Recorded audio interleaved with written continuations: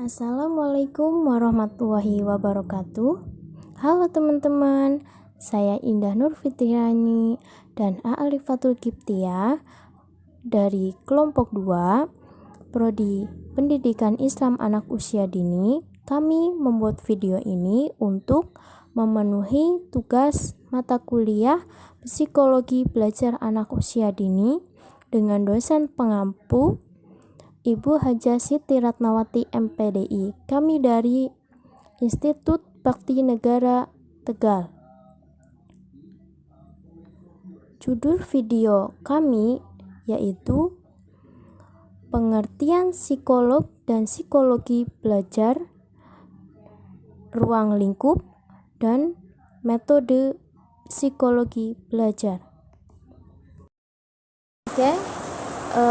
Dari pembahasan pertama ada pengertian psikologi dan psikologi belajar.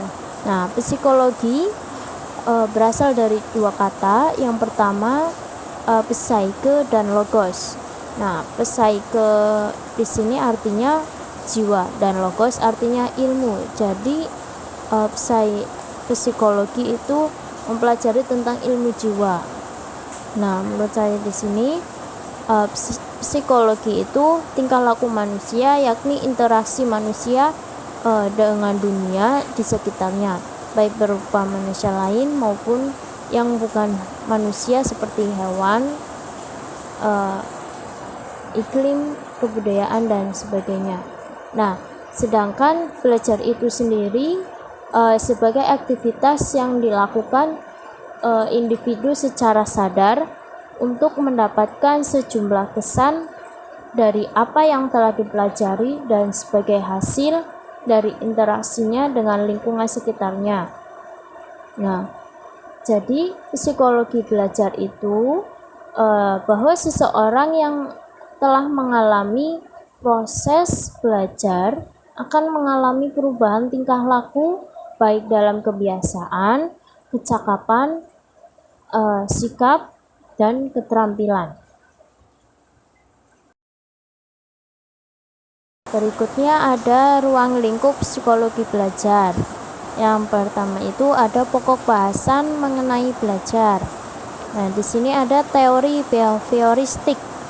Nah, maksudnya itu teori belajar ini itu merupakan perubahan yang dialami anak-anak dalam hal kemampuannya untuk bertingkah laku dengan cara yang baru sebagai hasil interaksi antara stimulus dan respon anak.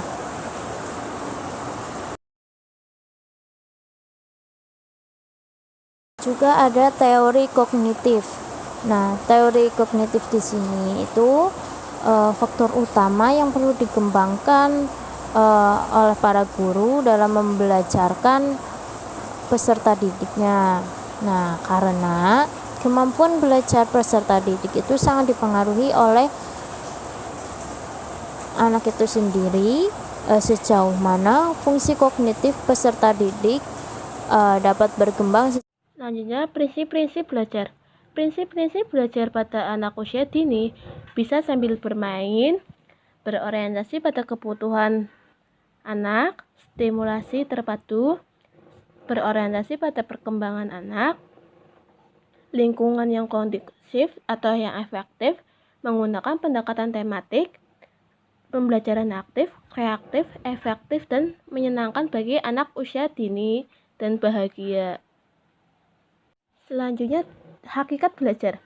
Pada hakikat belajar, belajar merupakan aktivitas yang sangat penting bagi perkembangan individu maupun perkembangan kelompok. Belajar akan terjadi pada setiap dalam diri seorang, dimanapun, kapanpun proses belajar yang akan terjadi pada kita semua. Selanjutnya, jenis-jenis belajar. Pada proses belajar mengajar, dikenal adanya macam-macam kegiatan yang memiliki corak yang berbeda antara satu dengan yang lainnya. Di dalam aspek materi, dalam metode maupun dalamnya, aspek tujuan berubah tingkah laku yang diharapkan pada anak-anak. Setiap anak-anak itu berbeda-beda mempunyai tingkah laku atau kemampuan anak. Selanjutnya itu aktivitas belajar. Aktivitas belajar bermain di sini contohnya bermain, menanam di dalam pot, bisa menceritakan pengalamannya pada teman-temannya bahwa kita sudah melakukan permainan di dalam pot atau mengenai lingkungan yang baik. Wujud belajar. Setiap orang selalu berusaha mengembangkan diri. Untuk dapat mengembangkan diri, begitu banyak hal-hal yang harus dipelajari sehingga kita dapat mengaktualisasikan diri, dapat mempelajari hidup sejahtera. Belajar tidak hanya di bangku sekolah, tetapi dapat dimanapun kita, kapanpun saja kita dapat belajar pada kita semua. Selanjutnya, metode tes. Di sini ada gambar metode tes, yaitu tes adalah suatu alat yang di dalamnya berisi sejumlah pertanyaan yang harus dijawab. Dan ada perintah-perintahnya yang harus dikerjakan dan mendapatkan gambaran yang tentang kejiwaan yang ada pada kelompok kita. Berarti contohnya kalau ada tes itu intinya harus dijawab.